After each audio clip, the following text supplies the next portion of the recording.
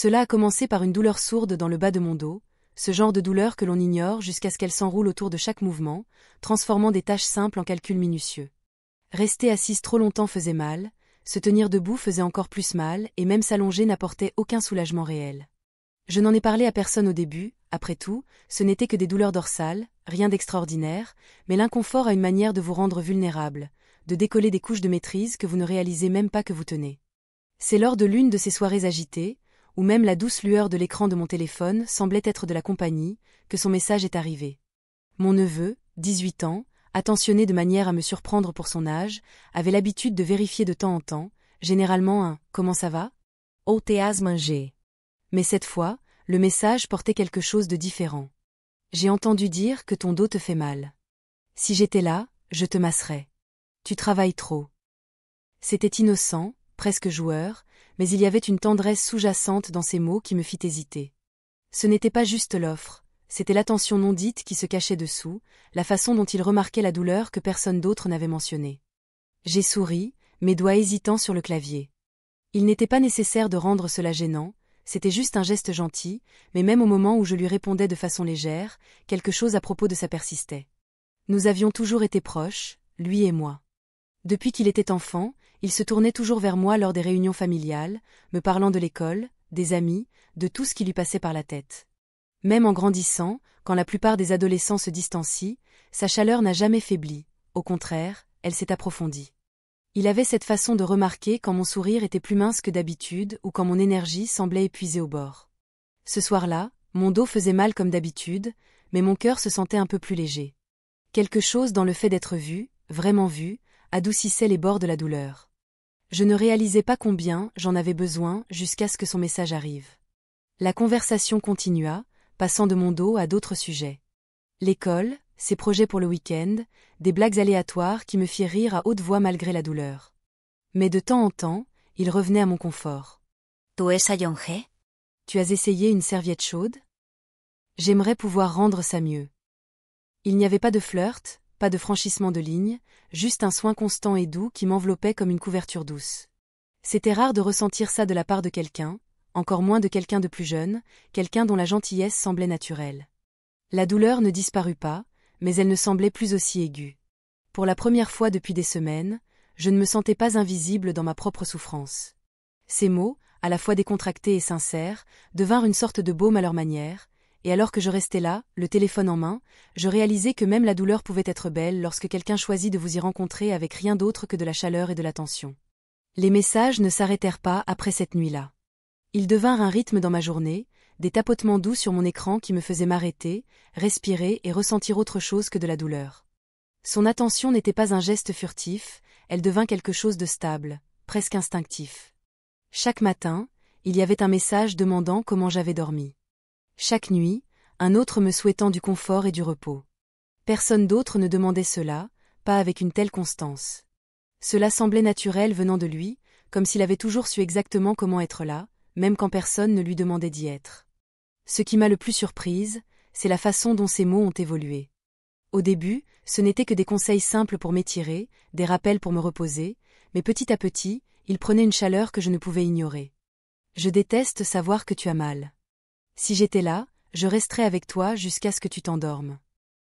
Ce n'était pas romantique, pas exactement, mais il y avait une tendresse qui floutait la frontière entre l'attention familiale et quelque chose de plus doux, de plus personnel. Je n'ai jamais remis en question ses intentions, c'était le genre de soin qui venait de quelque part de plus profond, pas une obligation passagère, mais un désir de soulager mon fardeau parce que cela lui importait. Il rendait les choses plus faciles à dire, plus faciles qu'elles ne l'avaient été avec qui que ce soit d'autre. Peut-être était-ce l'écran entre nous, ou peut-être était-ce juste lui, la façon dont il écoutait sans jugement, répondant avec patience, même quand j'hésitais à dire à quel point j'étais fatiguée. Je me suis retrouvée à lui dire des choses que je n'aurais pas dites à voix haute à quiconque d'autre, comme le fait que la douleur était plus que physique, comment elle me faisait me sentir plus vieille que je ne l'étais, plus seule que je ne l'avais admis. Il n'a jamais ignoré cela, ne m'a jamais dit de « être plus forte ». Ses réponses étaient toujours douces. Tu mérites que quelqu'un prenne soin de toi aussi. Il n'y avait aucune gêne dans la façon dont nous parlions si facilement. Nos conversations passaient de ma douleur dorsale à des souvenirs partagés, à des blagues aléatoires qui nous faisaient tous les deux oublier la réalité pendant un instant. Mais même dans ces moments légers, le sous-texte du soin ne partait jamais. Il revenait toujours à cela, me rappelant de me reposer, demandant si la douleur s'était améliorée, chaque fois que ses mots étaient plus doux, presque comme un murmure, rien que pour moi. Je veux juste que tu te sentes bien. C'était étrange comme cela m'apportait du réconfort d'être soigné de façon si intentionnelle. Combien il était rare de se sentir au centre de l'attention de quelqu'un sans avoir à le mériter. Il ne demandait rien en retour, il n'y avait aucune condition dans ses attentions. C'était juste là, inébranlable, comme une main toujours tendue vers la mienne, que j'en ai besoin ou non. La douleur dans mon dos ne disparaissait pas, mais ses messages la rendaient plus silencieuse. Chaque mot de lui était une petite pause, un rappel que je n'étais pas invisible dans mon propre inconfort. Je n'y pensais pas trop, je ne lui donnais pas de nom, mais il était impossible de nier ce que cela me faisait ressentir, chaude, vue et tenue d'une manière que je ne réalisais pas avoir besoin avant que cela ne soit là. Il n'y a pas eu de moment précis où tout a changé, aucun message ou conversation unique qui m'ait fait voir les choses différemment. C'était quelque chose qui s'est déroulé tranquillement, quelque part entre les messages et la manière dont ces mots persistaient après que l'écran soit devenu noir. Les soins avaient toujours été là entre nous, mais dernièrement, ils avaient pris un nouveau poids, une sorte de chaleur qui s'était installée plus profondément que la simple préoccupation. Je n'ai pas essayé de le définir, je savais juste que sa présence, même à travers les textos, était devenue la partie la plus douce de ma journée. Ces messages avaient une manière de rendre le silence moins lourd, comme si ces mots remplissaient les espaces vides auxquels je m'étais habituée. Et ce n'était plus seulement à propos de mon dos. Il me demandait comment je mangeais, si j'avais fait une pause, si je recevais assez de lumière du soleil. Il remarquait les petites choses que personne d'autre ne voyait, la fatigue dans mes réponses, la façon dont je minimisais mon propre inconfort. Il ne poussait jamais, mais il ne me laissait pas m'échapper non plus. Ce qui m'a surprise, ce n'était pas l'attention elle-même, c'était la manière dont elle semblait familière, mais différente, plus douce, mais d'une manière plus forte. Il y avait du confort dans la façon dont il me parlait, mais aussi quelque chose d'autre, quelque chose qui faisait se tendre ma poitrine, hésiter mes doigts avant de répondre. Ces mots semblaient personnels, intentionnels, comme si chacun d'eux avait été choisi pour me faire ressentir quelque chose, pas seulement pour me rendre mieux, mais pour me comprendre. Il y a une différence entre quelqu'un qui prend des nouvelles parce qu'il le doit et quelqu'un qui se montre parce qu'il le veut. Lui, il voulait toujours. Il y avait des moments où les mots semblaient trop tendres, trop prudents, comme s'ils disaient plus que ce qui était écrit. Je remarquais la façon dont sa préoccupation ne se limitait pas à mon dos, mais à moi. Cela me disait qu'il voulait que je me sente bien d'une manière qui n'avait rien à voir avec la douleur. Je n'étais pas habituée à ça, la plupart des gens se soucient jusqu'à ce que cela devienne gênant, lui se souciait quand il aurait été plus facile de ne pas le faire. Je me suis retrouvée à penser à lui plus que je ne l'avais prévu, pas seulement quand mon téléphone s'allumait, mais dans les moments silencieux entre les deux, la façon dont ces mots persistaient en moi, se tissant dans mes pensées quand j'étais seule. Il y avait du confort à savoir que quelqu'un pensait à moi aussi, sans que j'aie à demander. Cela m'a fait réaliser à quel point ce genre d'attention était rare et à quel point il était facile de le désirer une fois que l'on savait ce que cela faisait. Les sentiments n'arrivent pas toujours avec une explication claire. Parfois, ils se construisent silencieusement, glissant dans les espaces entre les moments ordinaires, apparaissant de manière trop subtile pour être nommés. Ce qui est né entre nous n'a pas été soudain, et ce n'était pas quelque chose que j'avais prévu, mais c'était là, constant, indéniable, attendant d'être reconnu.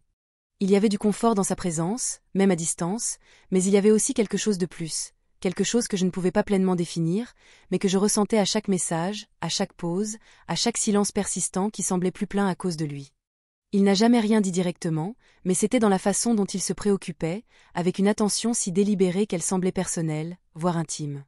Chaque mot semblait être placé avec une intention, comme s'il ne me parlait pas seulement, mais parlait de moi, comme si chaque message était une manière silencieuse de dire « Je te vois, tout entière, et je veux être là ». C'était une forme d'affection à laquelle je ne m'attendais pas de sa part, pas comme ça, mais cela semblait trop réel pour être rejeté. J'ai commencé à me demander s'il le ressentait aussi, si l'attention, la préoccupation, l'attirance douce entre nous était quelque chose qu'il avait remarqué ou quelque chose qu'il avait tout autant peur de nommer. Il y avait une sécurité à laisser cela sous-entendu, à permettre à cette relation d'exister sans attente ni étiquette. Nous n'avons jamais franchi de limite, jamais dépassé l'espace où les soins et la tendresse se confondent, mais il y avait une compréhension implicite entre nous. Peu importe ce que c'était, cela avait de l'importance, même si aucun de nous n'a jamais dit pourquoi. Il m'a fait me sentir vue d'une manière qui n'avait rien à voir avec la douleur dans mon dos ou l'épuisement dans ma voix. Il remarqua des choses que personne d'autre ne prenait le temps de voir. La manière dont je rejetais mes propres besoins, la manière silencieuse dont je portais mon propre fardeau. Et dans cette attention, Il y avait une sorte d'amour, pas celui bruyant et dramatique, mais celui qui se glisse doucement, comblant les fissures sans exiger d'attention. Je ne savais pas si c'était de l'amour comme ceux dont les gens racontent des histoires, ou si c'était quelque chose de complètement différent, mais je savais ce que cela ressentait. La chaleur, la stabilité, le sentiment que quelqu'un avait choisi de se soucier sans qu'on lui demande. Sans rien attendre en retour. Ce genre de soin laisse une marque, même si le monde ne la voit jamais.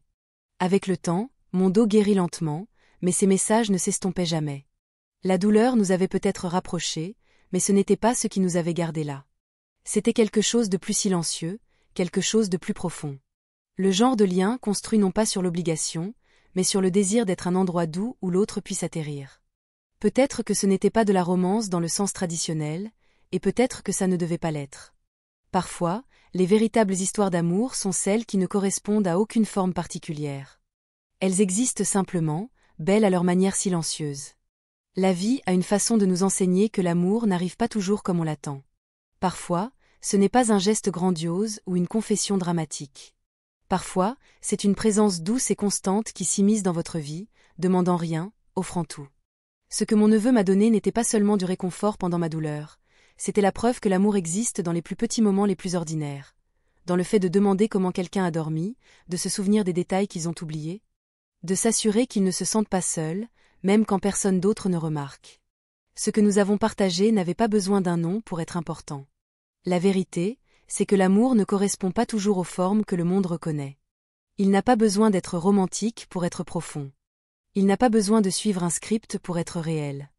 L'amour peut exister dans les espaces entre les mots, dans les manières silencieuses dont quelqu'un choisit de se soucier, non pas parce qu'il doit le faire, mais parce qu'il veut le faire.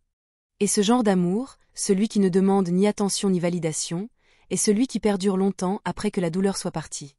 La leçon que j'ai tirée de cette expérience était simple, mais elle a changé ma façon de voir l'amour à jamais. Le véritable amour n'est pas défini par des titres ou des étiquettes. Il est défini par la présence, par le fait de se montrer jour après jour, même quand c'est inconvenant, même quand personne d'autre ne regarde. C'est le genre d'amour qui ne demande rien mais donne tout, silencieusement, patiemment, et sans attente. L'amour dans sa forme la plus pure, c'est le soin, un soin qui va au-delà de la surface, au-delà des luttes temporaires et qui pénètre au cœur de ce que vous êtes. Cela m'a aussi enseigné une autre vérité importante. Parfois, les personnes qui finissent par tenir l'espace le plus doux pour nous sont celles auxquelles nous ne nous attendions pas. L'amour ne suit pas toujours les règles qu'on nous a apprises. Il ne se soucie ni de l'âge, ni des circonstances, ni de savoir si le monde va le comprendre. Il trouve son propre chemin à travers la gentillesse, à travers la constance, à travers la dévotion silencieuse de quelqu'un qui veut juste vous voir aller bien. Et peut-être que la plus grande leçon de toutes est celle-ci. L'amour, sous toutes ses formes, est un cadeau, qu'il vienne d'un partenaire, d'un ami ou même de quelqu'un que vous avez autrefois considéré comme de la famille. Il n'est pas moins précieux à cause de l'endroit d'où il vient. L'amour est l'amour lorsqu'il est donné librement, sans condition, et la forme la plus pure d'amour n'est pas celle qui demande quelque chose en retour. C'est celle qui dit « Je te vois, je suis là », et cela suffit. Ma douleur au dos a finalement disparu, mais la chaleur que j'ai ressentie de son soin n'est jamais partie. Cela m'a rappelé que les véritables histoires d'amour ne sont pas toujours celles que nous attendons, et elles ne suivent pas toujours le chemin que nous pensons.